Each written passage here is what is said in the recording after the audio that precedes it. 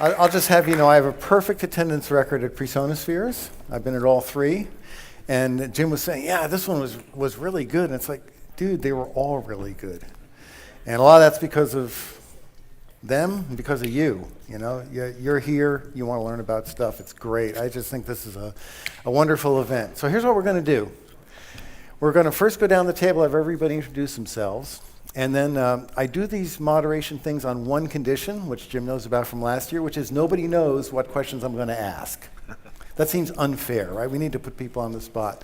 So we're going to go down, everybody's going to introduce themselves, give a one-liner about who they are and what they do, and then I'm going to introduce a topic, and we're going to talk about it. Fair enough? Fair enough. Okay, so we'll start with Bob. Hi, everybody. I'm Bob Tudor, the Chief Technology Officer of PreSonus.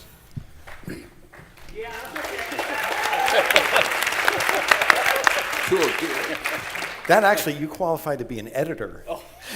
I was spoken like an editor.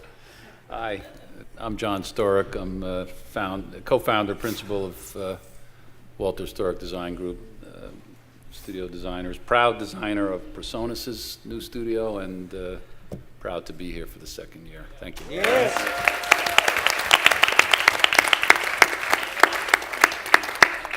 And I am Jim Mack. I'm the CEO of PreSonus, and glad to be here at the third year of PreSonusphere and loving it just as much as the first one. And thank all of you so much for coming.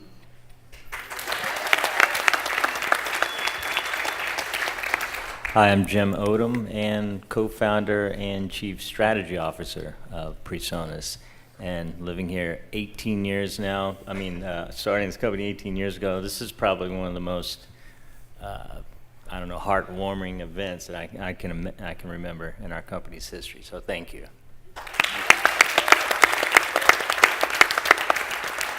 Hey, I'm John Mills. I'm the Vice President of Morris Light and Sound in Nashville, Tennessee, and I handle clients like Kenny Chesney. I'm a system engineer out on that tour, and taught a lot of the front of house and mixing classes this weekend.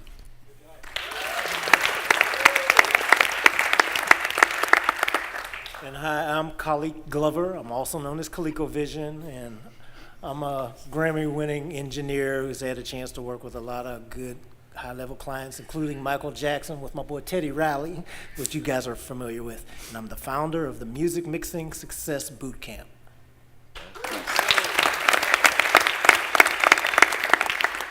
Hello, my name is Justin Lassen. I'm a film and video game composer, and I've been a PreSonus artist since 2004.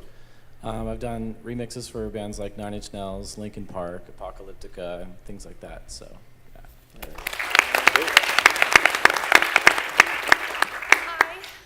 Hi, I'm Naomi Mercer. I'm a voiceover actor and a singer-songwriter. I have credits in voiceover in video games, film, animation work, and things like that. And yeah.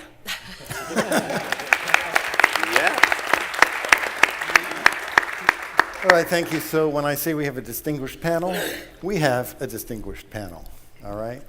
And one thing I hope you take home from all this is what makes this great is the level of collaboration that happens between the presenters, between the people. People get to know each other. It's also a hell of a way for PreSonus to get a focus group, you know? I think it's a really cool thing. But what I'd like to do is I'd like to turn this discussion a little more in a more musical direction, take a little bit of a bigger picture. We've all overloaded on gear. But I wanted to read you a story I actually found in the paper today, which I think is kind of relevant. Trevor Sims, the 11-year-old boy whose last wish was to help feed the hungry, passed away October 16th after a 6-year bout with cancer. Facing a death sentence, Sims made the decision to leave Baton Rouge a better place before the disease took his life, partnering with the Greater Baton Rouge Food Bank to create the Trevor's Wish Food Drive. The effort has produced one of the most successful food drives in this city's history. News of Sims' death is sad, but what should be remembered is the incredibly inspiring story of a young man who made a major impact on Baton Rouge during his all too brief time on Earth. Now, this is an 11-year-old kid, and he decided that what he needed to do was make the world a better place. We all have a gift with music, with sound, with design, with companies, with what we do. how are we going to make the world a better place? How are we going to leave it in a better place? What are we going to do with our art to change the world and to make this a better world? Because it really needs it. It really needs it. And everybody here is like really nice and really gets along, and everybody's friendly and sharing their knowledge. How can we make this happen? How can we extend this reach beyond something cool like PreSonusphere and extend it into this world? So I think that this is something I'd really like the panel to chew on as to how we can use this power. Music is a very, very powerful thing if you think about it. If you think about some of the hymns and some of the songs that have made it through the years and the memories that you have with music. Music is extremely powerful. We have an amazing power. How are we going to use it? Anybody? How's that for a left field question? I'll say one thing. How we can spread it right now. How many people out here got smartphones? Everybody pull out your iPhone, your Android or whatever, take a picture of what's going on here and put it on your thing to let everybody know that you're at PreSonusphere, and if they're not, they're missing out. Go ahead and do it right now. That's good. That'll spread the word. All right. Live as we speak. Live as we speak. Yeah, yep. In fact, I'm going to get you. This is a tweeting, Facebook. There we go. All right. The power of social media. Our social, that'll spread it. Well, you're a chief strategy officer. Got any strategies? I mean, because you're not just making this for the heck of it. I mean, you know what people use your tools for. Yes, well, sure. You know, one of our strategies is education. And at that level, touching a young person at, 14, 15, 16, 17, when they're in middle school and high school, teaching them a trade. The thing about being a musician is it's the perfect entrepreneurial event, right?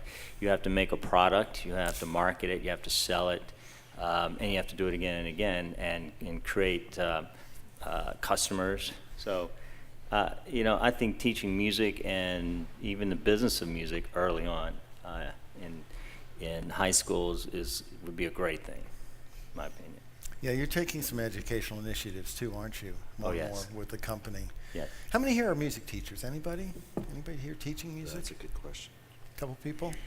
Mm-hmm. Okay, well, let me tell you a secret. You're all music teachers, Yeah. okay? You have the opportunity to spread this amongst people. The other thing that you have an opportunity to do is we have an entire lost generation of people who've never heard quality sound. If you think about it, That's true, they were too. born, when the 128 kbps MP3 hit the world in the 80s or whatever, and they've been listening to music on their phone through 39-cent earbuds from China. And I've sat some people down in front, sat some kids down in front of like really good speakers with uncompressed wave files of things like symphonies, and they're like, oh my God. They've never heard that stuff before. That's something we can all spread. That's something we can all teach. Yeah. And obviously, you're kind of in the good sound business. Yeah, and the whole music education thing, is something that it's sad to see that it doesn't get as much attention and funding as it should. And all the studies show that kids that stay involved in music programs do better in every area. So staying on that. I find it interesting that people like PreSonus are taking up the slack for education. I'm trying to think of where you can learn what we learned at this conference, and the wide variety of subjects, everything from like weird tricks with Melodyne to mastering to production to mixing to what time to set for an attack time on a compressor. All this stuff is happening here. I'd certainly like to see more of this. Are you going to continue doing PreSonusphere in the future? You think? You think? I think we should. I just want to get it on the record. Oh, yeah.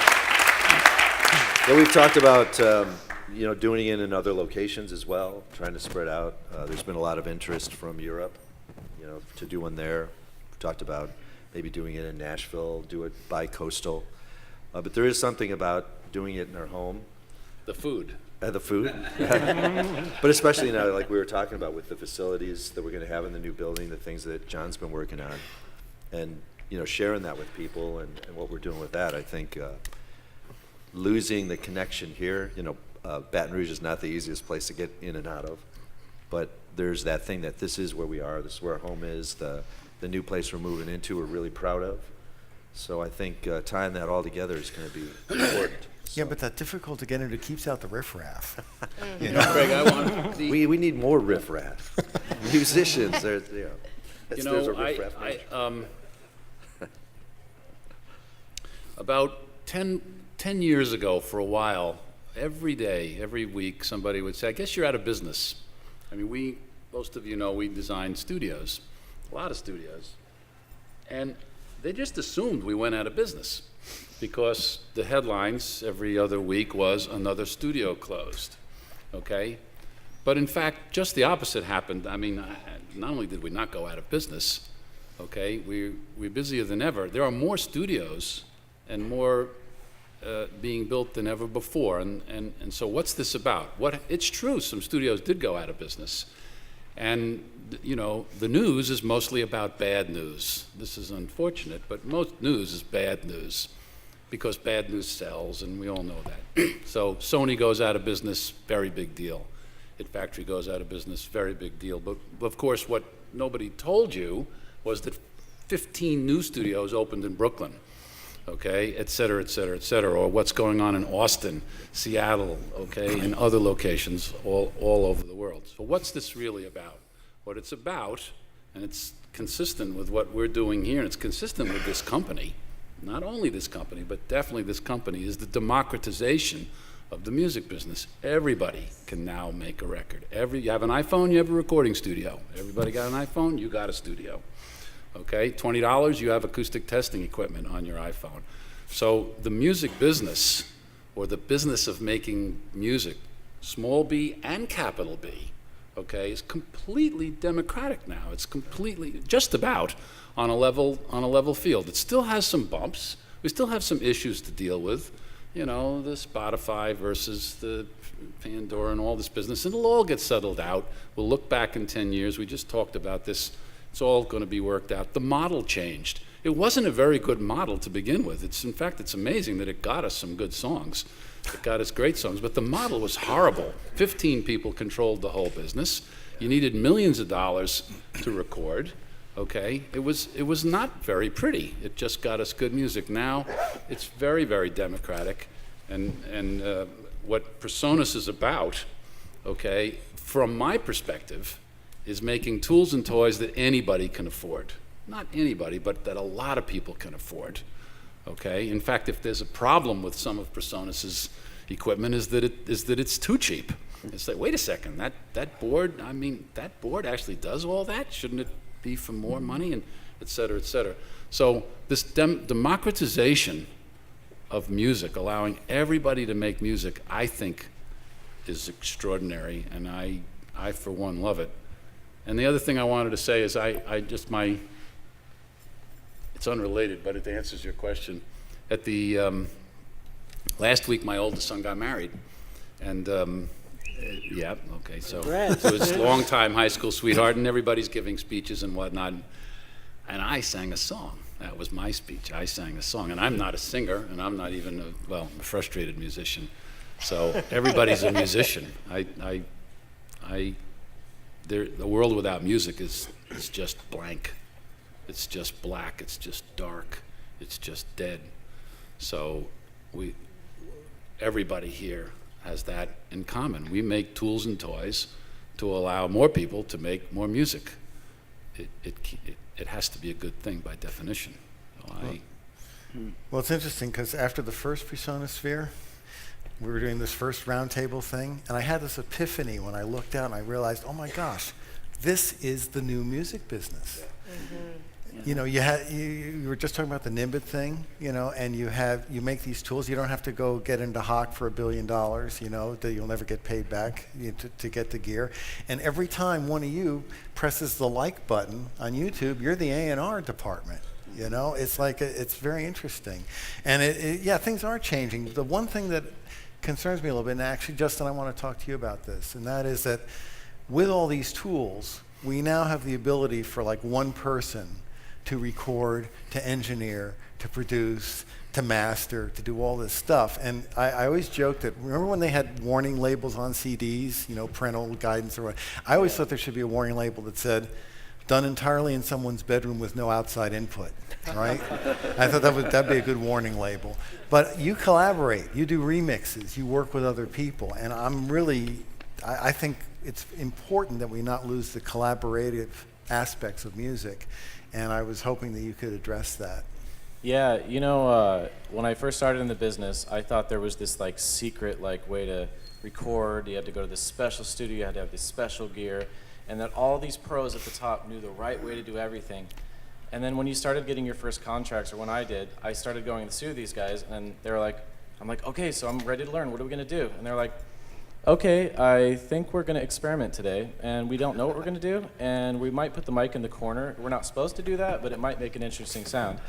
And then it reminded me of like me as a kid in a bedroom going, dude, I did that too, where I would like throw a mic in the shower and have someone scream and then put some reverb on it, and then now that's a horror movie sound, and all the big guys were doing that too. And then as a remixer, when I would get stems from like the biggest artists in the world, because I thought, oh, I'm always mixing wrong, I don't know how this and I don't know that.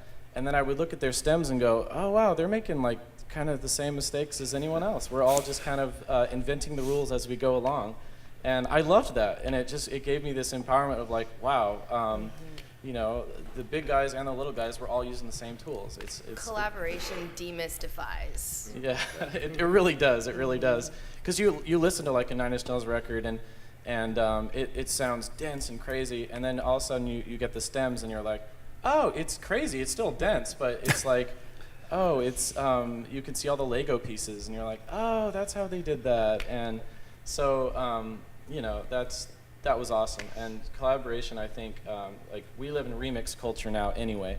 Whether you're doing a cover song or like an electronic dance remix, whatever it is, we're all absorbing from stuff around us anyway, naturally. And so we're all kind of remixers in a way.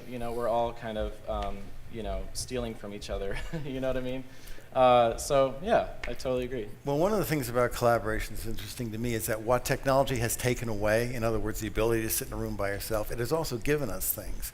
Like I did a tune recently, and I have a forum on Harmony Central, and I posted a private link. I posted the song to YouTube, gave them a private link, and said, hey, give me some comments. And they're all like people who record. They spend all their time in the studio and all that. And all of a sudden, I started getting all this input from literally all over the world. And it was everything as detailed as, on the background vocals, try a little less reverb, to there needs to be more teeth in that vocal or anything else like that. And I really felt like I was actually collaborating on this almost global level with people. I could never have done that years ago. I think that's a fascinating thing. That's so true. And the first time that I saw like that an artist could really have power over their own career in music was actually Aphex Twin. Because like you look at liner notes and it'll say produced by, executive producer, mastered by, all these really important titles. And then Aphex Twins would say written, produced, mixed, mastered, recorded by Richard D. James, which is Aphex Twin. And you're like, what? He did all that? And then, it's a new kind of music. At the time it was new. And today it actually influences everyone from Deadmau5 to Skrillex. He's one of the legends. But reading those liner notes gave me like, oh my gosh, so you really can release this stuff. You don't have to go do all that. That's a good way to do it, but there's other ways. And so, yeah, totally. That used to happen in the 80s as well, though. I mixed a lot of records that say mixed by Maurice Starr. Okay. So it all depends on, I'm going to throw a general question out to whoever wants to field this one, which is, I believe that the #1 music delivery system these days is YouTube, correct? I believe that. Pardon me? I believe that. Yeah, and so I'm wondering a couple things. One is first of all, the video aspect. As I said in one of my workshops, people look at music videos as a fairly recent thing. To me, not having video along with music is a fairly recent thing, because that's only happened since the dawn of recorded music. Prior to that, everything was real time and performed. You, by default, had a video that you were watching when people were playing music. So now it's kind of returned to that sort of thing. But also, we're taking a hit on the fidelity. And we're also in a situation now where everybody has access to every piece of music that was ever made by anybody since the dawn of history, you know? And how do you think, and I don't have an answer for this one, so I'm throwing it out to the genius bar here, is how is this going to shape things 5-10 years down the road that YouTube has sort of taken over as this music distribution system? I can comment on that. I think that it's going to start turning musicians or people who are creating that content into just creative creators. So they don't just know how to make music and they don't just know how to edit this video and put it together, but the younger generation is learning an entire skill set of creativity to bring forward the song, the video that accompanies it. Maybe they design t-shirts and they do all the graphic design and everything for the posters, but it's very all-encompassing. And I've seen a lot of artists coming up where, you know, they have that whole skill set, and when they put their, you know, their mind and their creativity behind all of it, then all of their content is, you know, very congruent, and it sort of all comes together as one. And I think that it's a whole new kind of art that's more than just music. It's really cool. And some of these kids are actually like buying houses with this, with the YouTube, Google AdSense. There's this guy like YouTube/Charlie. He's this little British kid, and he did this whole thing where he does music, ukulele, you know, music videos, skits, and he actually has the most subscribers on YouTube. And of course, so YouTube's like, all right, let's partner with this kid. And then all of a sudden they gave him all these exclusive, and he's just living off of it. And that is a new generation of creative users, so it's cool. That's great. Go ahead. I'm very excited about YouTube shrinking the world, because Shrinking what? Sorry? shrinking the world, as far as everybody's learning and being influenced from different styles and everything. Like, for example, how many people out there have ever seen the group Dirty Loops on YouTube? You guys know who I'm talking about? These kids are amazing. These are some guys from Sweden that are some of the most amazing musicians that I've ever seen. David Foster just got floored by them, and I think they're about to put out a new album. But it's a trio. And the musicianship is at such a high level to show what live musicians can do. So I'm excited about that, because live music I was worried it was gone forever. But it's really coming back. It's really coming back, and coming back at an actually higher level. These kids are playing better than everything. But the thing is because it shrinks the world, because like you said, every bit of music that has ever been made, every video that's ever been made, audios that are put to video with a picture on it, they're being referenced now. And so you can learn from them. Plus you can get the people that actually created to tell you a tutorial and the story behind how it was made. So even though, like, I literally believe that like the time that I grew up in was one of the best times for music in the history of music, period. But luckily I grew up in that time to see it personally with my eyes and experience YouTube as well. Everybody pretty much here. Younger generations will never get a chance to see that or experience it, but it's forever recorded, so they can go back and still get kind of the experience. It hasn't been lost through history, just because like when we croak out of here, it ain't gonna leave with us. It's still gonna be around.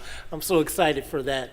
YouTube is just completely, it's like the new encyclopedia and archive for everything. Well, it just might take on a different form. I mean, when I was doing sessions back in the 60s, you know, I'd come in and Hendrix was finishing up and Chris would open the door, and then we'd leave and Vanilla Fudge would come in and we'd talk to each other. And that was collaboration. Yeah. But we couldn't do the same thing I was talking about earlier, you know, with that global thing. And actually, you bring up an interesting point. I want to ask the audience a question.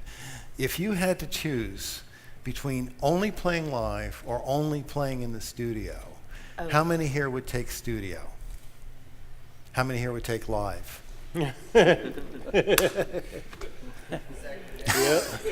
can't get that electricity in you can't get the energy that comes from your crowd, from your camera, from your computer, from your studio room. I mean, you can create a certain creative energy in the privacy of your own studio, definitely. They're two totally different beasts, but there's nothing more exciting than the energy of your crowd you know, coming back to you and then you bouncing that back to them and really feeding off of each I think other. one of There's the just places nothing where the like music that. industry really took a wrong turn was when I was growing up, when I was a child, we had steam-powered recorders. No, the goal of recording back in those days, the holy grail of recording was to capture your live performance in the Yes. studio. It was very difficult to do, but that was the holy grail, you know. And then somewhere along the line, it got to like we're going to write in the studio and reproduce exactly what the CD sounds like when we play live. And I think that was definitely in the wrong direction. There's a guy I played with over in Germany. The first time I went to play with him, I said, okay, let's rehearse. And he said, we don't rehearse. It's like, okay, we don't rehearse. So, like, do I know what key you're going to play it in? He said, you'll figure it out. Okay. And, you know, but it was very educational for me because it was like, it was totally spontaneous. It was totally fun. And, you know, some nights we'd play, we'd have train wrecks, you know, and then some nights it was transcendent because everything clicked. But it had that kind of excitement. I'd like to see that get into things more, which brings us full circle back to PreSonus. Yeah. What are you guys doing? Digital mixers for live performance, speakers for live performance, you know, capture for live performance. Seems to me like you guys are honing in more and more on the live performance thing. Is that just because you need to have the gear for your gigs, or do you actually see something going on in the market here? Well, yeah, that's actually a big part of it. There's something I miss though about the way it used to be done. Because with the technology comes change, and that change can often. Well, for example, look up a photo in your iPhone. It takes a long time when you have 4 million photos, right?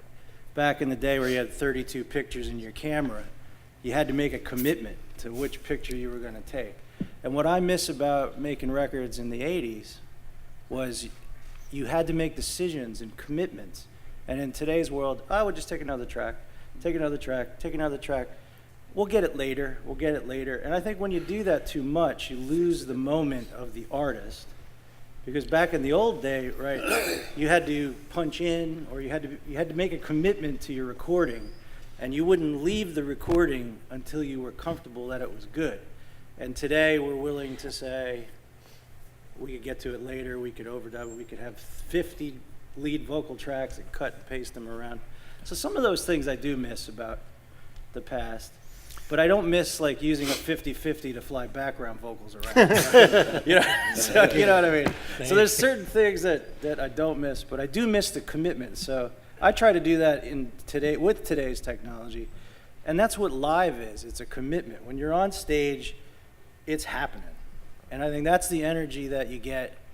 That's what's exciting about making studio lives, because you know, most of our customers are in that moment of performance. I think it's a really Oh, you lost your mic? I think you lost your mic. Did the battery die? I think that's a really good point. Actually, can I throw a tip out real quick? Go ahead. One thing I think that's kind of important to realize is that songwriting and recording are two different things. At least I think so. And when people try to write in the studio, like when I write a song, I think the most important thing is the vocal and the words. I mean, that's 90% of it. So when I start a tune, it's almost always with MIDI, and that way I can change the key, I can change the tempo real easily. I don't start laying down digital audio until I actually know what the song is going to be. And that's to Bob's point about the commitment. I now have something I can commit to. So when I record a guitar part, I know what it's there for. The idea of amp sims, you know, if I'm going to record a part and it's going to sound like it's through a Vox AC30, I'm not going to change that to a Marshall. You know, I'm not going to change it to a Mesa Boogie with a scoop sound. It's just not going to work. You know, so I think that this commitment thing is really important. It's good to know where you're going. You know, it's definitely good to know where you're going. And here we have the microphone. This doesn't work either. This reminds Room full me. of engineers. There you go. There we How go. many engineers does it take to hook up a microphone? This reminds me. I got to tell you, there was I knew a very sadistic keyboard player once, and he had a sampler. He had one of the early Ensoniq samplers, and he had it loaded with hums, crackles, buzzes, and pops. And he would be on stage, and he'd watch the sound guy in the background. And whenever they plug something, I think uses power only for good. Okay? But let's get back to the commitment thing for a second. Anybody have any comments about that? You know what? I think that's correct, right? And it's about the attitude. You want to capture a commitment, being that you want to, in a vocal or a guitar solo or anything, you want to believe that the artist really meant every word. But the other side of this is the electronic music side. I think you were talking about Nine Inch Nails and things like that earlier. I mean, you can get inspired by a loop or a sound, or I get inspired by a patch on my guitar effect, and all of a sudden a song pops out because it just threw an idea in my brain, you know. And so you just never know where these things come from. But electronically now, it's so simple to create an idea very fast. Yeah. You know, so when you find a little cool little thing, bam, that goes up. Next thing you know, I've got 6 other parts playing around it. Yeah. One thing that I like, and you really nailed it, Craig, about PreSonus's commitment. It's not just live as far as for the player performance side, in my opinion, just for the fact that they get the intuition side. So like Studio One, you can get an idea and move on it and not stop your flow, you know, as well as if you're using, you know, some of the live things like capture and all that as well. But the creation process, because I used to like, when I first was working with Teddy, and he turned me on to Studio One, he was just literally making happy accidents into songs left, right, just one after another, because he didn't have to stop his flow. He didn't have to search. He just grab it, drop it, stop. Oh, and then it's like, oh, you hear that? Or if somebody did anything weird in the studio, we could be in the studio and the TV was always on too. And sometimes, you know, you pull that down into suddenly you got something happening, and you're just moving and building on top of it. And that's what I like about what's going on here, because it really takes it back into the commitment of being a musician intuitively, as opposed to, oh, let me sit down and set up and structure this, that, and the other. You just make it come out and do your thing. So that's a great thing to discover. And we've always talked love about the happy getting the accident. technology out of the way. Yeah. Yeah. You know, because I think for a long time, that's what the industry was about, was like bringing new technology, and somehow the technology was inspiring. And I think at a certain point, maybe it was.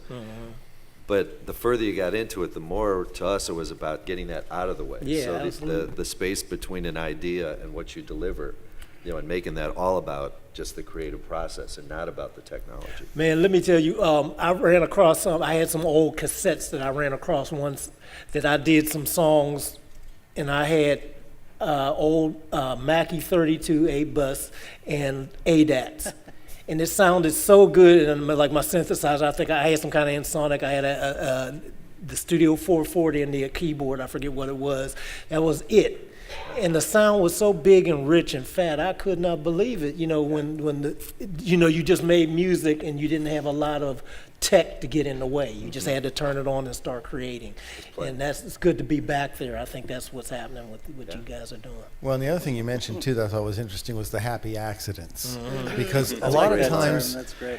when you can use technology to make it transparent, so it captures those happy accidents rather than using it just for perfection. I mean, like one of the things, like I don't think when B.B. King takes the flat at 7th and bends it up, has he ever hit the tonic?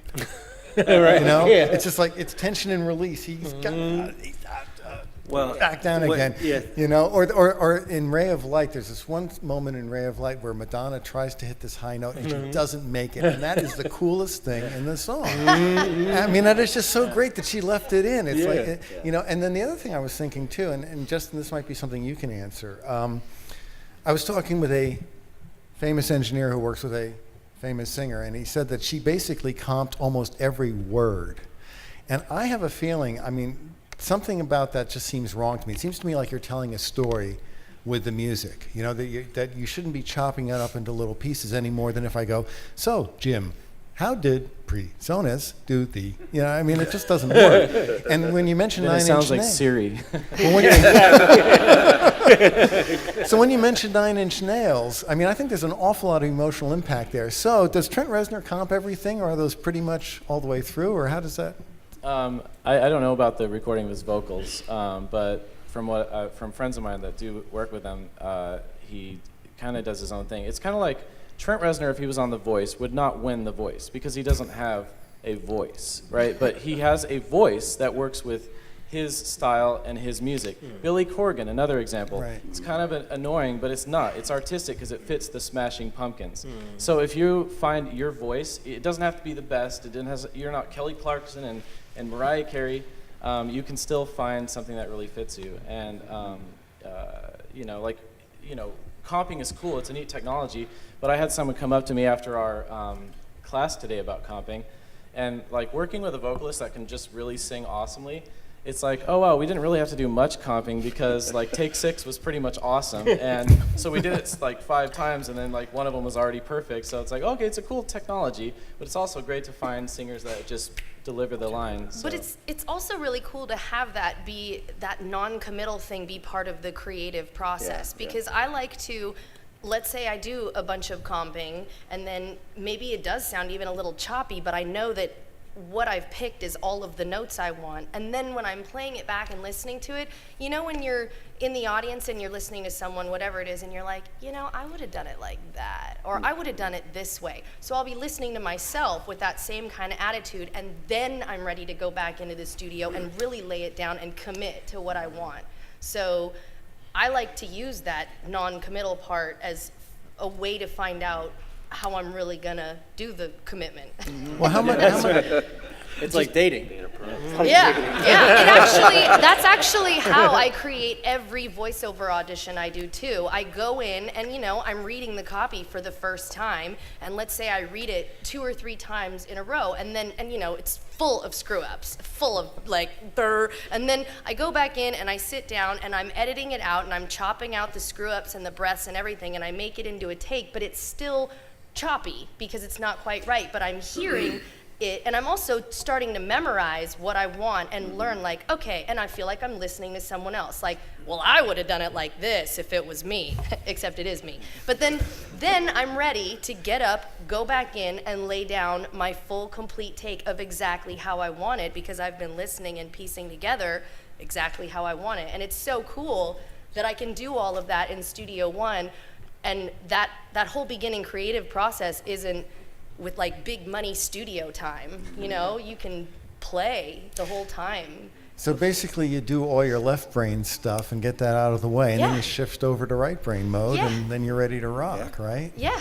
I mean, I often wondered if maybe, you know, people talk about the classic recordings of the 50s and the 60s and all that, and I'm wondering, you know, and they think, oh, it was because they used tubes, or they had a Neve console, or it was tape, or whatever. I think it was because you had engineers, and they were living in the left brain, and that's all they did. And then you had the artists, and they were living in the right brain. That's all they did. And then you had the producer, who, of course, was getting paid the most, with the biggest corpus callosum between the 2 hemispheres, moderating between the 2, you know? And I think that had a lot more to do with the quality of sound than whether you're using 12 AX7s in the preamp, you know? So I don't know. That's my crazy theory about classic recordings. So. You know what I do miss?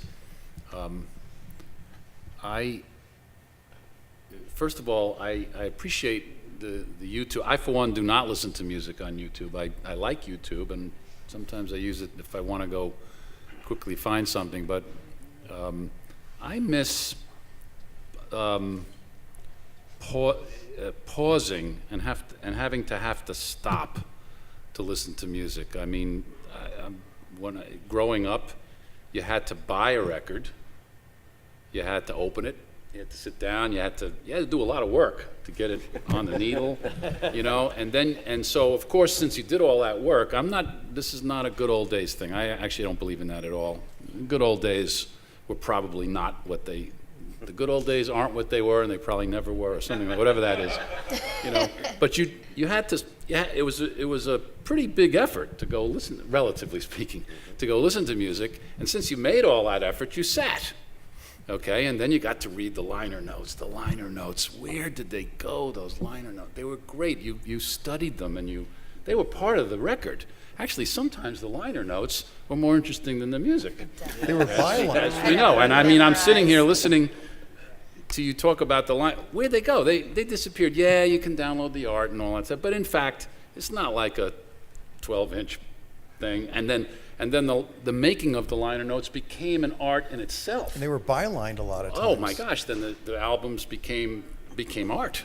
You know, And so I miss all that, and I think it'll come back somehow. So I have no problem with YouTube. I look forward to that problem being solved, and I'm optimistic that it will be. I don't exactly know how it will be solved, but I don't think it's going to get solved on YouTube, because YouTube is a terrible. As a delivery medium, it's awful. It's small. It doesn't sound very good, and it's quick and it's convenient. It's very democratic and it's very convenient, but it's anything but robust. Okay, there's just a lot of it. Okay, and You don't I like the I sound don't know of how data it'll be solved, but I compression? look forward to it. I look forward to those liner notes. I miss knowing who makes all the records, or having to work so hard to go find them. It was fun to sit and read. I listen to music most of the time. I'm listening to music all the time, 8 hours a day, but as background music. So for me, I like Pandora, I like Spotify. They're very convenient. They do a lot of work, and they do a lot of good work for me. Okay, but I miss the notes. I miss the liner notes. I miss the information. Pardon me? No, I do buy CDs, and I'm one of those lazy guys. I like CDs. Every time another store closes, because that was also part of the experience, was going to the store. But things are different. But I'm very confident that it will get sorted out. I don't know exactly how, but I think it will be. And the other thing is all this recording, these are still just tools. I mean, the fact of the matter is that the collective level of wood, cabinet, and craftsmanship on our planet has declined. I mean, you go and ask a experienced 80-year-old English craftsman, I happen to have one in my community, and you say, look at these cabinet makers, and he laughs. He says, that's not cabinet makers. Those are helpers. But the level of tools have gotten better. There's incredible tools. Go to Home Depot. The tools are terrific. Okay, so the tools got better, and the collective level, I'm not saying we don't have good craftsmen. The collective level of craftsmanship has declined. It's garbage, kitchen cabinets, okay? But the tools got better. So what does that tell you? It tells you there's no direct correlation between the toys and the music. Okay? That classic music got made on terrible stuff. You connect the dots for yourself. You figure out why that music, it's like, so they may not always be correlated. Our job, at least, well, the people here that are behind you're an artist, you're singing for a living. I'm trying to sing for a living. I didn't get paid at the wedding. I didn't get booed off either. But our job, okay, is to make the coolest tools, the coolest toys, so that the process is as transparent as possible, still has a little grit to it. Your job as an artist is to pick up the tool that's the best tool for you and give us art. That's your job. Our job is to just give you the tools. Tools could be devices, tools could be environments, tools could be delivery systems. If we think of the business people, that's our job. I think we're doing a good job at it. You still have the ultimate responsibility, So so when we're all sitting together in a situation like this, it's pretty cool. That's pretty cool. Totally. So if you think about it. And also, you talk about the tools. I hope you'll abuse them as well, because that's where a lot of the good stuff came from. Yeah. I mean, and break them and tell us when this tool is useless. This is not really doing what you said it was going to do. Okay, great. We won't do that anymore. We'll make a new one. And I tried to break your speakers last night, and I couldn't, so. Okay.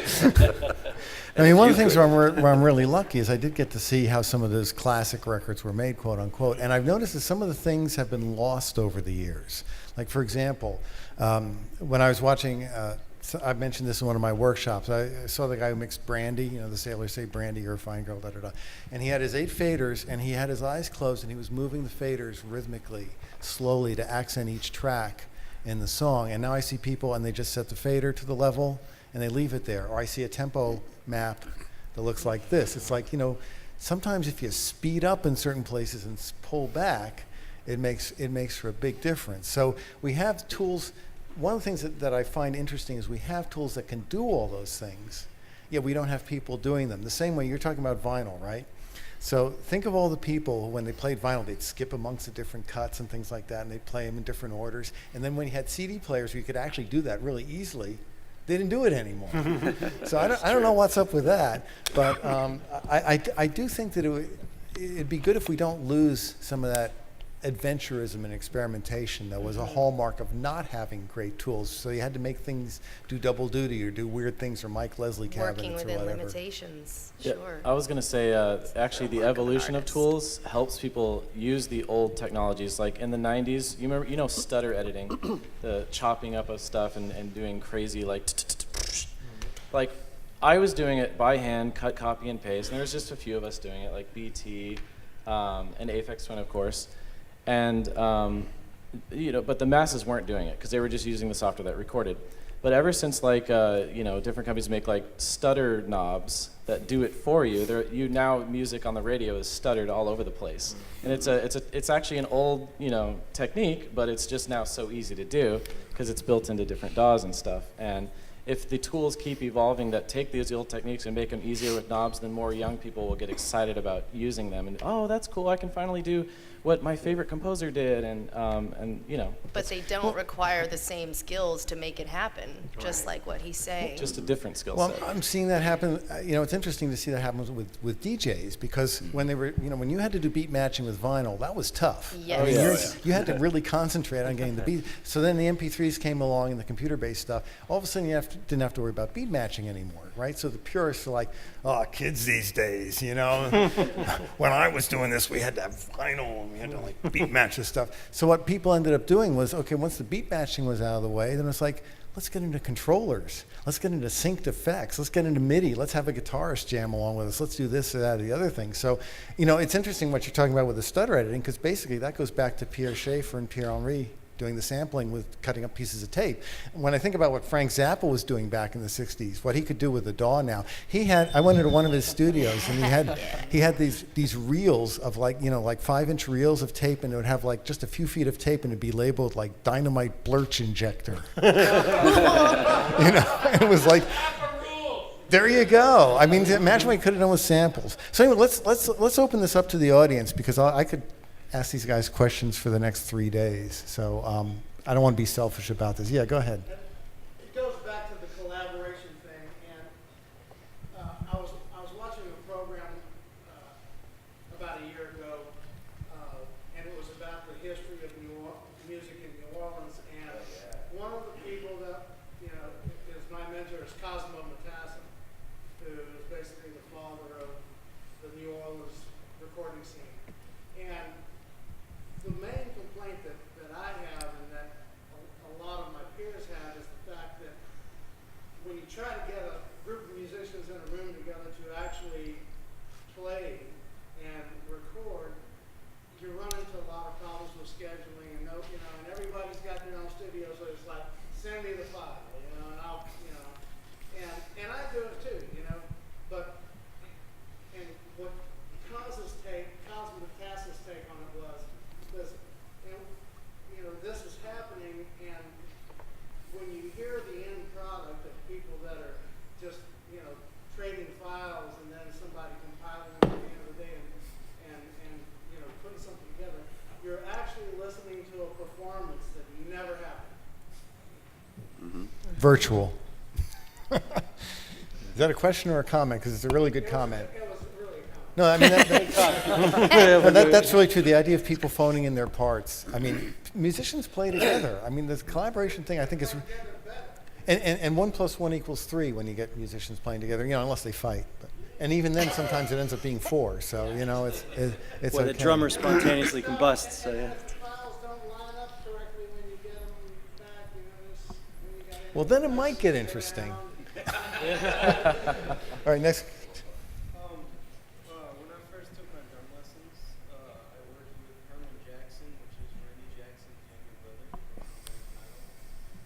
and he told me that he liked his music to be natural without all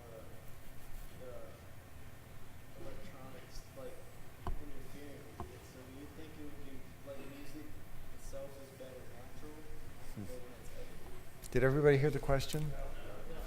Okay, he's basically saying, can I distill it down to, do the electronics get in the way, or is it better if the music is left natural, or is it better if you can enhance it, kind of? Is that an accurate summary? Okay. Take it away, guys. Apples and oranges. Apples and oranges. There you go. I think. I Isn't think that they're- apples and windows? No. Yes. No. Apples and They're my just answer two is completely yes. different things. For it to Yes to all be both. natural, like L'Angelou on, what was that, Thursday night? Yes. That is, there's nothing chopped up or edited in their performance, and it's electrifying, and you feel it when you're watching it, and it's so wonderful. But then there's also albums or even electronic shows that I sit in on and listen to that are completely edited, and I am so inspired, and I feel that deeply too. So I think maybe chopping up something that should be natural would be ruining it, but I think you can have either one, and it can be great. Well, let's take a visual analogy. I mean, some of the CGI stuff out there is mind-boggling, has no corollary in the real world. When you're watching Star Wars, I mean, obviously there's not TIE fighters, but documentaries, travelogues and things like that have a place too, where you just have the camera, or an Andy Warhol flick of somebody sleeping for 14 hours or something like that. I mean, you have that continuum. It's the right tools for the right job, I think, is probably the, there's some things that really can only exist in a virtual world. Yeah. Yes. Hold on a second. We got a Bringing you a talk mic. show expert now. All right. Kind of feeding off what he said about what he's seen about the New Orleans scene. I've seen the movie Sound City not too long ago. Yeah, great movie. And now I've watched it I've watched it like 20 times. And, but, it kind of gave me a perspective of how things were done at one time, And I know we're in a younger generation, and there's room for many different ways to make music. But I wanted to know what some of these guys thought about, getting in a room and working together with other humans to feel that music and really work it out. Because that was that's kind of what the movie was leaning towards as far as that goes. So, I know a lot of things have changed in the industry and technology and stuff like that, but, just wanted your thoughts on musicians actually getting together. Well, that's the magic. Is that what you're saying? You get all these guys in a room looking at each other. I did 3 records with a guy named Tab Benoit, and we would show up at the studio, and Tab would look at the band and say, "Okay, what y'all want to do?" And we had 2 days to finish the record. So they would come out with a stack of CDs of old songs, and we would just go through them, pick stuff, and then let's do that song. So then we'd go out in the room, chart it, first take, second take. That's all you get. That's one way to make a record. I also worked with a band called Savello a long time ago, and it was really neat to watch them build an electronic track, because part by part, it was very musical, really musical, very thought out melodies, counterpart melodies, and all kinds of different rhythms and stuff. And that's also an art form. That's just amazing to watch happen in real time. So it's all music at the end of the day. Pick one. All right, somebody, another hand up over there. It's more a comment than a question, but it goes back to what you were talking about before about making a commitment. I started recording 4-track Tascam when I was like 15 years old. And you had to make a choice when you'd be doing a vocal. You'd go through and you'd do a vocal track, and then you'd go back and listen to it, and you'd have a phrase that was off. But emotionally, it was brilliant. And especially now with YouTube, you go and listen to old isolated vocals, and you hear this all over the place where, wow, when you listen to the record, you didn't hear that. But when you hear it by itself, you go, a producer would never let that vocal go now. And it's one of the things that bothers me about so many of the really popular top 10 or top 50 records that are out now, is that everything's made to be perfect. And what happens in the course of that is, okay, yes, it wasn't performed live, and people all played their parts in their own time, but you can still be human about it. And I think that when everything is over auto-tuned and when everything is quantized, and there are times where it's better to leave a vocal imperfect. It's better. I do this with guitars all the time. A perfect example of that is Alanis Morissette's record. The first record was an 8-at demo. It had edge, amp noise. You heard all the pops on her mic. And then when she had the dough, she went back in and recorded the record again. It just wasn't the same, was it? So that's a perfect example. Well, another great example. I actually I've studied timing, and you look at someone like John Bonham. If you quantize John Bonham, his drumming would suck because he would hit that snare just a little bit late, so the kick was right on the money, and the snare was boom, boom, da, and your ear perceives that as distance and bigness and hugeness. And the other thing that was interesting was looking at Steve Gadd with his drumming, because he would hit like the bell consistently 2 or 3 milliseconds ahead of the beat, and it was happening so consistently. It's like, wait a minute, this can't be an accident. This guy has to have an unbelievable level of control. And the more I looked into how different drummers played, the more I saw that they really had amazing control over their timing. And so that's what gave it that feel. And if you quantize that stuff, I mean, forget it. It's just not going to be right. That imperfection is what's happening. And you mentioned punching before. Now let me embarrass myself in public here. This is always good for a laugh, right? So we have comping now, right? So I just got into doing multiple tracks. Now I didn't cut everything into little pieces, but I take number 5 or take number 6 or whatever, or half of one take or another. And I was working with my friend Brian Hardgroove. He's a band leader for Public Enemy, and we collaborate on a lot of different things. And he's totally into punching. I'd completely forgotten about punching. And he's like, oh, Craig, let's punch that. It's like, what?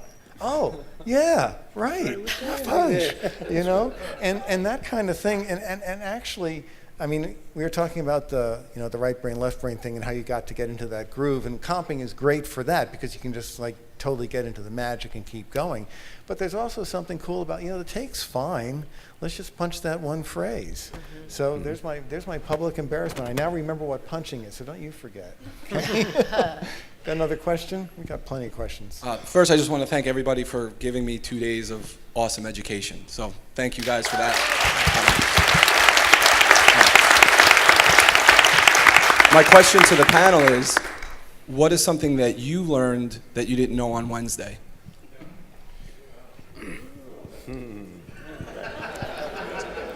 Well, I don't want to monopolize this, but I learned what I should write for my next 12 articles. Yeah. I learned about this YouTube being a big deal. I tried to. I got to now start YouTubing more, and I learned that. The thing is there's so much to digest. Yeah. And typically what's happened the last couple of years is we go back and we get together as groups, and both in an organized way and in just sort of serendipity, getting together and talking about things that people talked about. There'll be hundreds of things. I mean, it's almost like drinking from a fire hose for us, And the amount of information, and not just information, but the feelings and the input and the things that people tell us, it all comes together, and it's just, processing it over the next couple months. It's a lot. Well, luckily you're thirsty. Yeah, we are thirsty. Anybody else got comments on what they learned? I want to say, I actually, in the middle of my session, the comping session, I learned of a feature that we requested a while ago. And then it just magically worked, and we're like, oh, they fixed that. And then I learned, oh my gosh, if you really do tell PreSonus, hey, fix this or add that, it kind of magically appears in the, because they didn't specifically write me back, hey, the feature's there now. It's just sort of oh, it's there, cool. And right in the middle of the lesson, it was really cool. It was. Yeah, that's right. So you probably learned that there's other things that you don't know about that are in there too. That's correct. I haven't been a PreSonus artist since 2004, and I have worked with other softwares and other DAWs, but what I learned is that once I got here, PreSonus has faces and people and behind it and warmth, and it like feels like a family or something, and it's really different from other dogs. Yeah. That's cool. With siblings that listen. Yes. That's right. All right, so some other questions, some other hands raised back there. Oh, well, I stole the mic. I apologize. One thing that I wanted to share, kind of touching back on what Jim mentioned earlier about how being surrounded by technology can be very inspiring, is that we develop a set of instincts when we use this stuff all the time. And like Khalid commented, who here has a cell phone? Who here has a smartphone, right? And when you see something interesting, you take a picture, right? And when you see something interesting, you might tweet it out to everybody if you're into that. I'm into that. I'll tweet that. Yeah, please do. That's my job. But don't forget that you can also document the things that inspire you with these devices on a sonic level, right? You've got a voice recorder in there. And I sampled a beat from the printer when I was making your PreSonusphere badges. I did. Just clunk, clunk, zh, clunk, clunk, zh. I don't know what I'm going to do with it, but I heard a little, it had a groove to it. That little HP 1250 had something going on. And Isn't that a Queen song? I'm going to bring it to the world, so. That's the Aphex Twin in your Don't heart. quantize it. Post 22 it somewhere. pages per minute, it's the new BPM. So two really quick things. First of all, the YouTube thing. I have purchased this year probably more commercial music than I have over the last 5 years, simply because my 11-year-old daughter discovered One Direction on YouTube. So just to throw that out there. So there's good news and bad news. There's good news and bad news. But what I really wanted to say was, and I think So a I lot have of people to look are, forward to this from my 9-year-old grandson, right? Great. So I think a lot of people are sort of in this boat. I know I started recording when I was, 11 with 2 cassette tapes and doing the bouncing thing because, we solved our own problems. We couldn't afford these big Apex. The reel-to-reels and things like that we couldn't afford. So, we kind of came up with our own solutions. And I know the first real studio that I went in Nashville to track, I was recording demos for songwriters and things. And, it wasn't anything like I thought it was, because I had never seen how they really do it in the big studios. And in Nashville at that time, they're doing a lot more sampling and stuff now. They would bring the whole band in and sort of try to get that live energy, and then they go back and do overdubs and things. But as an artist who was trying to do my own thing, I got into computer-based recording really early, and I was using the Sound Blaster 16 sound bar. That was my preamp. Yeah. Go Rusty! And the thing about what you guys, my first actual outboard piece of recording gear was a FirePod, and this was pre-Jet Theme. It was like when it first came out, and it really revolutionized what I was able to do as a live artist and recording my own stuff. And even then, before Nimbit, I was able to record my own music with my band in my garage and sell that CD at my show a month later. And I don't want to get crazy in here, but I do want to say thank you for what you've done for me.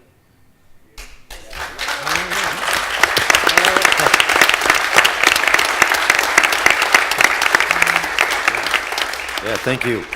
Perhaps a follow-up question to that, too, would be how do you feel about the difference between entertaining and performing with the ability to use tracks live for the entire lead vocal, for example? Is this technology improving the experience or is it taking it away? I like to take that one. Okay, I think backing tracks are a tool of Satan.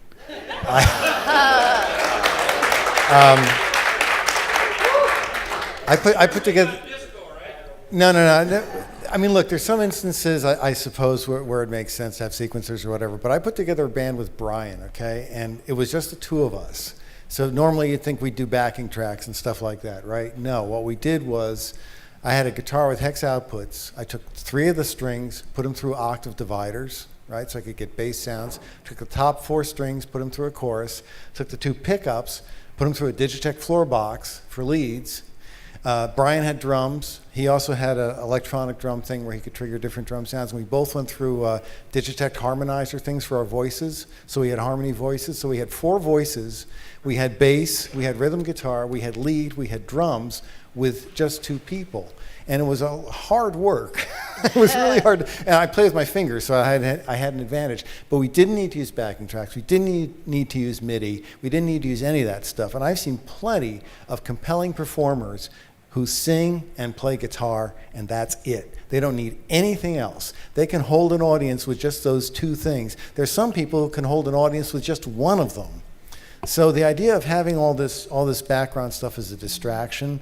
It limits you. It forces you to go to a particular thing. And as you can see, I have no opinion on the subject, so somebody else talk. So I actually want to challenge it, okay? And I think, well, yeah, and I think you're probably one of 3 people on the planet that can master all of the technology you just listed, right?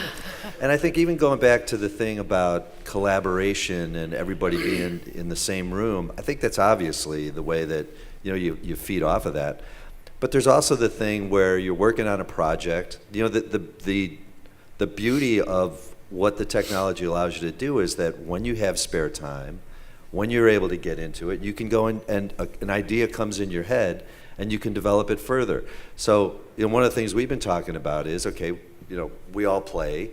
We have very little time to get together and do anything, but wouldn't it be cool if I had an idea for a project and I could get Jim to play, the guitar parts on it, Bob could play keys, and John Bastianelli would play sax, and Ricky would play some of the guitar parts, and you could go through the list of people in our company that could contribute to these things, and being able to get them together and do it. And then hopefully something comes out of that that's so good that we go out and perform it.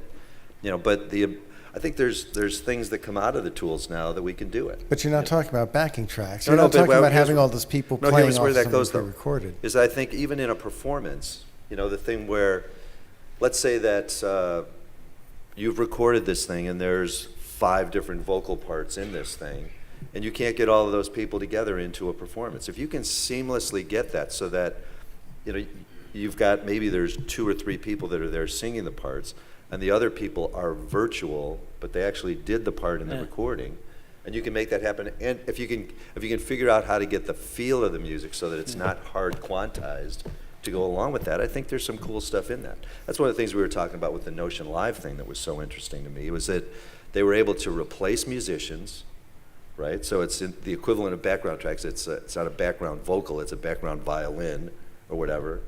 But they can replace the part with a player that it's a sampled part from London Symphony Orchestra.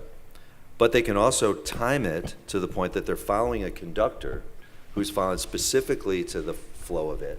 So there's things that you can do to make a performance that maybe 2 or 3 people show up in a Holiday Inn and can do it, but it could have the finished product be that of 10 or 15 people. Well, I venture to say, though, that if you have a killer song, you don't need those 5 vocalists. You're fine. Well, and let me just say, there's always my favorite example is Rush.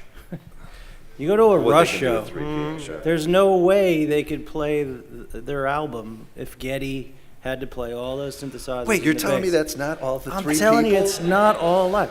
But it's a great show, and no one can argue that they're not great musicians doing really creative stuff on stage. And I think the backing tracks at a Rush show really helped them. So that's it.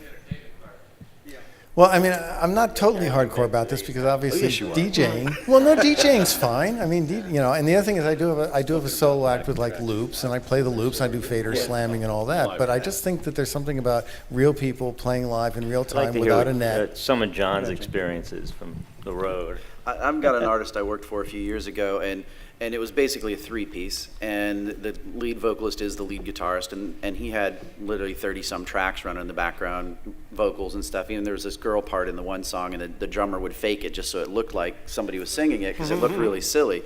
But it was really good, and it really sounded like the record, and his guitar parts were through a pod. It was perfect. It was one of the funnest things I've ever mixed, because literally I had an entire studio under my fingertips of studio musicians, perfect every night. I knew it was going to happen to the T. We literally could have played the record and nobody would have known the difference between that. But I'll tell you what happened a couple of nights. The sequencer didn't work. And he looks at me and I look at him like, it's you, buddy. And he turns around and he counts off a song, and it's just the drums, the bass, and the electric, and they go for 2.5 hours. It was supposed to be a 75-minute show. It broke in the first song, and honestly, it was one of the best magical nights musically I've ever been a part of, because it was unbelievable, because they had to do it.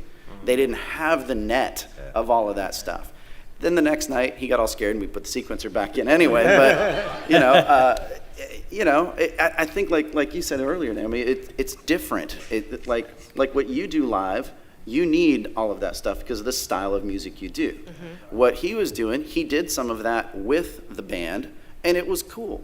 But then you took that away and you did it, and it was a separate thing. It's different, and it works different for every type of music. And so having the background vocals with him, I didn't care. He wanted him in the mix, so I'd put him in the mix. Personally, half the time if he wasn't paying attention, I'd try to slide him out because there weren't 7 people up there singing. So for me, visually, it didn't work. But to him, he wanted it. Like last night, who was here for the show last night? Okay, that band was amazing. They were great. So much energy and so much fun. But I had to pick a couple of things to really work on because there was so much going on stage. So when I saw the tall, skinny guy, Gary, I think was his name, reach down and get those drumsticks, and he jumps up and he goes for that tom, I reached for that tom and I shoved the fader all the way up, hoping I wasn't going to blow your stuff up. But I'm like, everybody sees this guy going for that floor tom, so I am going to let you feel it. And I got to the point last night where I'm just playing with them and watching what they're doing, and I felt like the fifth Beatle. You know what I mean? And that's when there's a magical moment of as me as a sound guy, I'm working with you. If you got tracks, it just gets to be, there comes the vocal part, and there comes that part, great. And to me, as a musician / front of house engineer, it's boring. I like real music. I like when people really are playing. I like when that snare is way back. I like that. But it's just how you use like it. music. You know what I mean? It's like we had a guy when we were first talking about integrating Melodyne into Studio One, and he literally was saying, "This is the devil." You know, how could you ever put that kind of technology inside the thing? And so there are people that abuse it. You know, it's like you can take a tool like that and make it a non-musical tool, a non-creative tool, but you can take it and you can actually do some good stuff with it. Well, Cher kind of spoiled it for everybody, Yeah, and then that's right. T-Pain made a career out of it. But not so. everybody abuses it. Well, you bring up another point though, which is, I like working without a net. Obviously, that mastering thing today, just bring me something, I'll master it. I like doing that kind of thing, But here's the thing: what does the audience want? Well, I think it's time to take a poll. If you go see a band, how do you feel? If they're using backing tracks, are you raise your hand if that's not a problem for you. Raise your hand if that. Problem.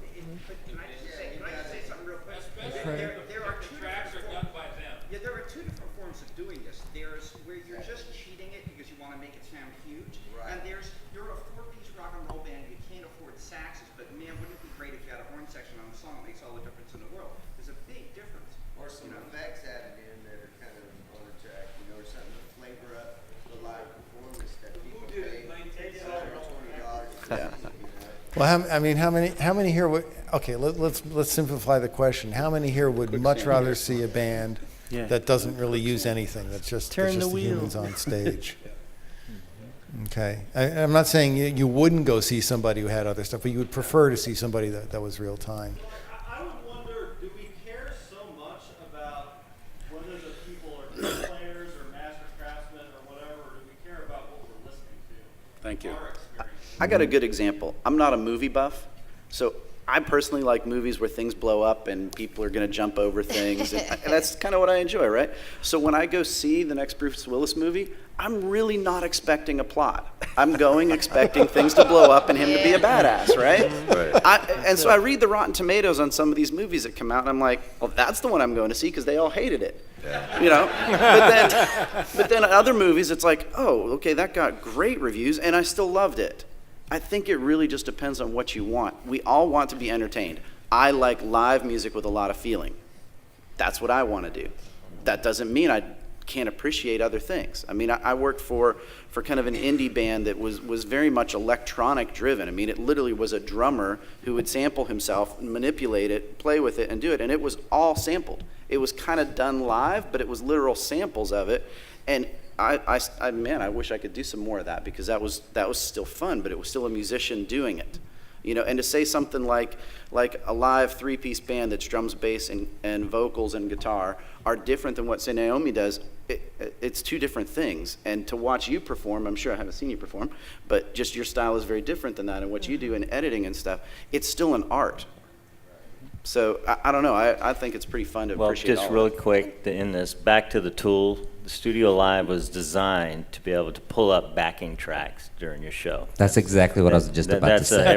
That's why there was 5 hours on every channel. Very quickly and very simply, without having to route things and so forth. If you wanted to pull up a different track, you just hit the button. You don't have to go through a menu. If you want to. There's not a lot of buttons? None. Can I say one thing? Oh, sorry. Yeah, go ahead. Anyway, I think It's also just artists continuing to do art even though they're working within their limitations. Of course I want a live band and a choir behind me. Of course I want that eventually. But I want to write the record today. I don't want to wait until somehow I magically come into having a band. I mean, those are, if I was doing that venture, these are all, if this is a business, those are employees. They need to be paid. Needs to be coordinated. This is full-time rehearsal to create this rehearsed, finished product show. And, you know, so many people who I've been a big fan of, like, I don't know if anyone's heard of Santi Gold. The first time I saw her in some awesome club come through LA or Seattle or something, it was her and a DJ, and everything was exactly like what we're talking about. And then the very next year, I saw her at the Hollywood Bowl with a complete live band, and there was no DJ anymore, and everything, and it was the same music, you know? It was just this time it got to all be presented to us live. So it evolves into that too. If you can't get there from the very starting point, that shouldn't mean that you shouldn't start, you know? So.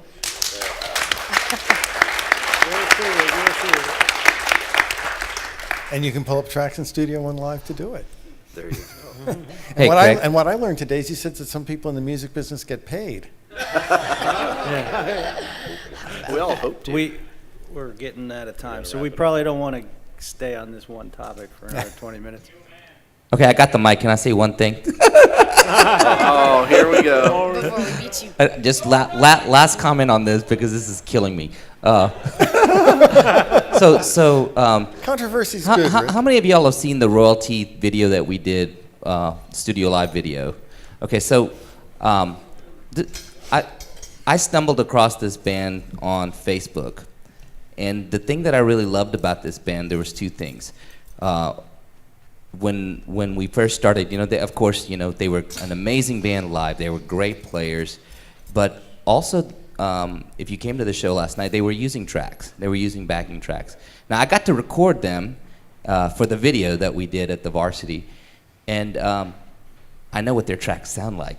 Okay, so I've listened to their tracks, and it's really interesting because there's not much going on those tracks besides a few little special effects here and there, some ethereal pads, and basically the reason that we really loved that band is because they were kind of that evidence of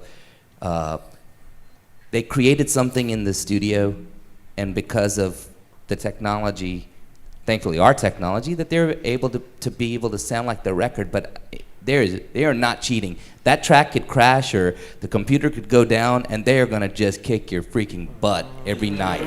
So so I'm really like on the backing track thing. Probably the toughest thing about the backing tracks thing is that you are committed to a linear thing unless you're using Ableton or something. Maybe one day in Studio One you won't be confined to linear, but anyway, it's coming. No, but that's a really good point, because you're differentiating between a band that can really play and is enhancing what they do versus using it as a crutch.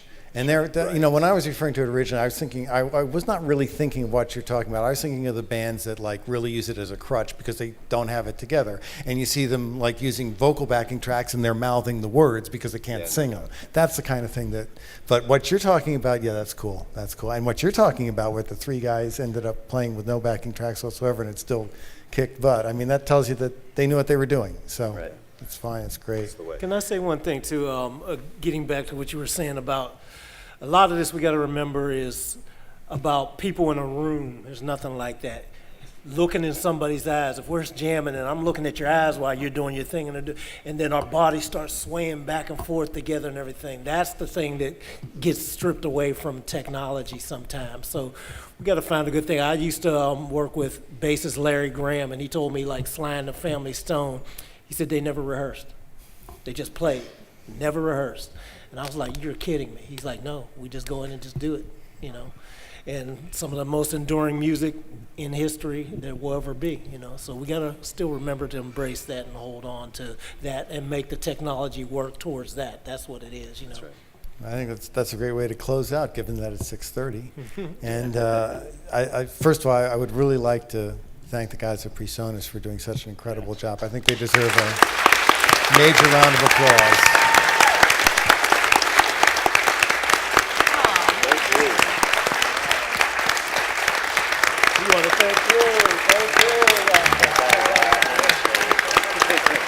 Yeah, that's a good point. Jim made a really good point that we get the credit for it, right? But there's probably, there's only 110 people in the company, but there are at least 120 people that kick butt for this event. So all the people that did the work, Justin, God, Karen Douglas, I'm so tired. Yeah, Karen. Just, you guys know who you are, and really thank them because they're the ones that really busted their butt to make this happen. Yeah, thanks.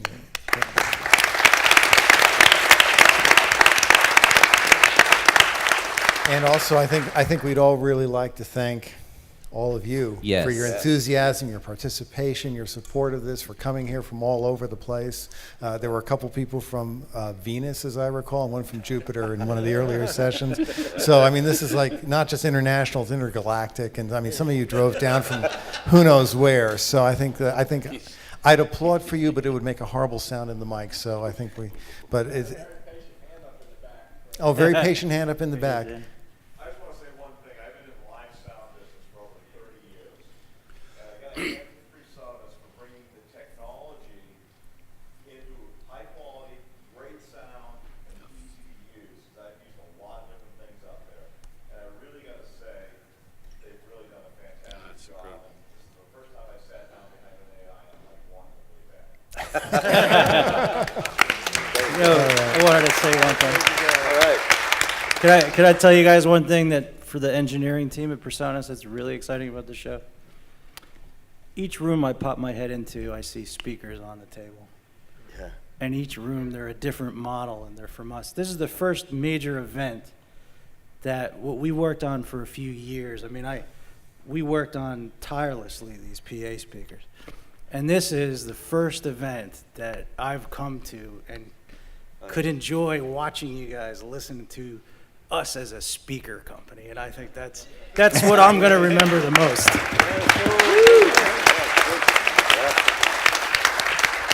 All right, well, thank you very much again. Thank you, everybody. And do remember what I said at the beginning. We have power. We can change the world. I think we should do it. Thanks very much. See y'all next year.